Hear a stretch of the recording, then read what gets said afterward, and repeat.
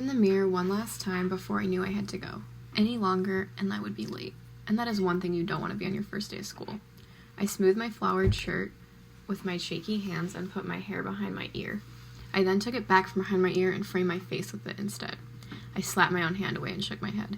Stop it. They're going to like you, I told myself over and over, even though I wasn't really going to actually believe it until I got there. It was my first day of school. A whole new class, a whole new teacher, and a whole new set of skills to learn. Except this day in August was a bit different than my other first days of school. On my other first days I had in the past, I was getting all my folders, crayons, and textbooks together, but on this first day, I was getting my name tag, lanyard, and coffee. In past first days, I had butterflies in my stomach of which of my friends I would be sat next to, what I had been packed for lunch, and what we would play at recess. But today, I was nervous for meeting other teachers, looking at lessons plans, and endless copies I would be making. Today, I would be up in front of the classroom. This time, I was one of the teachers. I did a quick run-through of everything I needed for the first day in my head. It's just the first day, I told myself. I scolded myself for thinking I needed to bring every school supply known to man. Throwing all my books for my classes as well as materials for my third grade class, I grabbed a banana and a piece of toast from my mom in the kitchen as I headed onto my car. I was so excited I could hardly get my car keys into the car keyhole. 7:42, the clock read. I had just enough time to grab Duncan and suck down the whole cup before I needed to be at Bel Air Elementary. Knowing coffee would make me anxious and even more shaky than I already was, I made the bad decision to get it anyway, knowing I would not make it through the day without liquid motivation. The school looked so inviting pulling up to it on this rather chilly but sunny morning. I could see both smaller and bigger kids getting dropped off by their parents to go to the sides of the school, waiting with their friends to enter the building. Because this was my first time in a classroom, I didn't even really know if I could pick out what a third grader looked like from a group of students. It all began to hit me.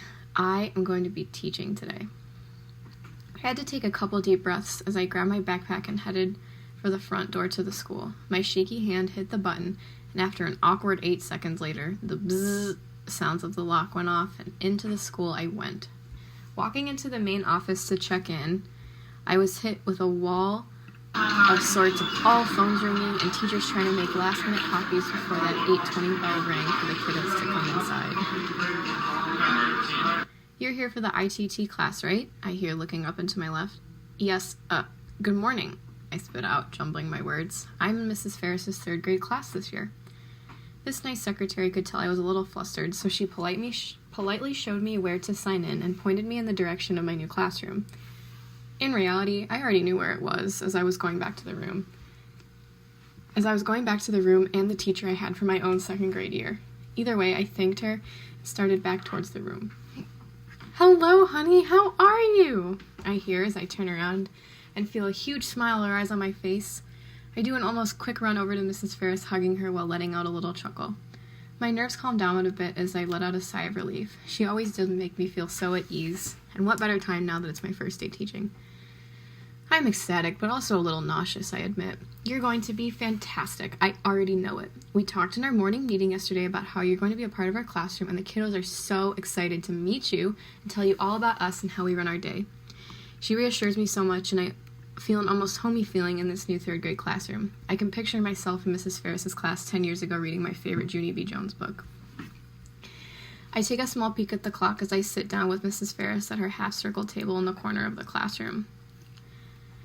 5 more minutes. I could hear the screams and sounds of the little giggles behind the doors where the students lined up to come in and start their day. Coming from being in a high school classroom for the past 3 years of my educational career, a smile comes across my face as I look at the bright colors strewn across the walls and the bright posters and name tags plastered to the different classroom surfaces. From the classroom rules poster to the different math facts posters, plans of the solar system poster, and a board of all the students' faces and introductions, I have such a warm and snuggly feeling in this classroom with Mrs. Ferris. Seeing all the small desks with tiny chairs for 8 and 9-year-olds brings a smile to my face. Being a teacher was always on my radar for career paths growing up, but I've never been absolutely sure that I could do it. The idea of me being in charge of 20-plus students, 8 hours, 5 days a week, is that really for me? Mrs. Ferris looks up in concern as the warning bell sends me almost flying out of my seat. She reassures me once again how amazing her students are and to at least try and calm my nerves a little bit. Finally, it's time. I peek out the window just slightly and see them all lined up, being let in one class at a time. One by one first, then multiple at a time. Little 8 and 9-year-olds begin to come in and take their assigned seats at their desks. Some of them come in quiet without talking, and some enter the classroom at a fast-paced walk or run in deep conversation with their friends. I get to be the goalie at morning recess. You were at yesterday. Mrs. Ferris, look at my new shoes. They have lights. I thought we had hot lunch today. It's tomorrow? Not sure what to do exactly, I stand a bit awkwardly by Mrs. Ferris's corner table and watch the kiddos as they all file in, continuing to listen to the different individual conversations and laugh. Mrs. Ferris settles the class in their seats after they turn in their homework that was due from the night before. She then calls them over by us in the corner to sit in a big circle for morning meeting. Friends, as we have been talking about this week, we are going to have a student teacher in our class for the school year. Can we please say hello to Ms. Hines and give her a big 3F welcome? I can't even imagine how big the smile must have been. I introduce myself back to the students and tell them how excited and thankful I am to be a part of their class. Mrs. Ferris continues the meeting and explains to the students the plan for their activities for the duration of the day. The morning with the students for me is spent mostly observing the mannerisms of the classroom and really getting to know each of the students and things about them. It flies by, and before I know, it's time for morning recess. The bell rings for a second time that morning, but this time I don't jump. I help Mrs. Ferris tidy up the room after reading groups while the students are outside. She asks me if I would like to do the read aloud for the kids while they eat their snack after recess.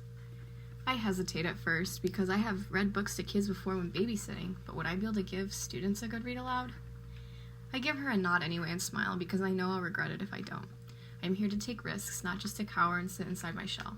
I ask her if she wants me to pick a book for them or if she has something in mind already. She offers me to pick, pointing at the student library bookshelves on the 9 o'clock wall of the classroom. I graze over the wide variety of books, some I think I remember from when I was in this classroom as a 7-year-old again. Running my fingers over different picture books and then some longer chapter ones. I really want to pick a good one. A book that's long enough to keep their attention, but not too long that they start to zone out. I pick out one of my favorites, Where the Wild Things Are. Mrs. Ferris invites me to the rocking chair in the corner of the nook of the room to read aloud, and soon enough the third graders begin coming in from recess. They enter the room in a similar manner as coming into the school this morning, but a little bit sweatier and out of breath from running around and yelling to their friends. They are so good and already know how to come and sit with their apples, grapes, bananas, and many other fresh fruits that they have been packed for snack. They all look up at me waiting for the story to begin, as they do in their everyday regular routines with Mrs. Ferris. She watches me from the back of the room behind the students and gives me an encouraging nod to begin at my leisure. I take a deep breath. Hello, everyone. I hope you all got some energy out during recess. What a nice day. We are going to read one of my favorite stories from when I was younger and in Mrs. Ferris's class, I said, and I asked them to raise their hands if they've ever read this before to themselves. A few hands shot up in the air. That's awesome, I replied to the hands as I began showing the front cover and title page.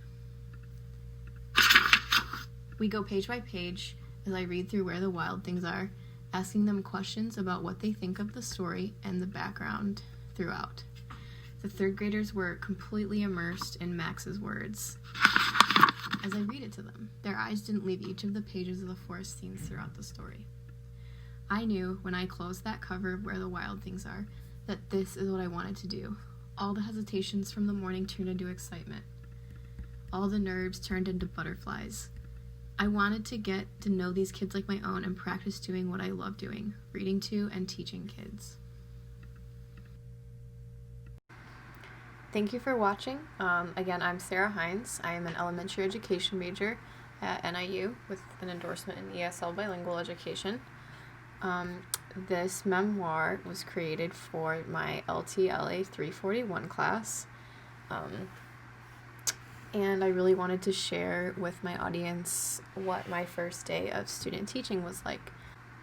This would be a good story/video to share for students in 4th through 6th grade.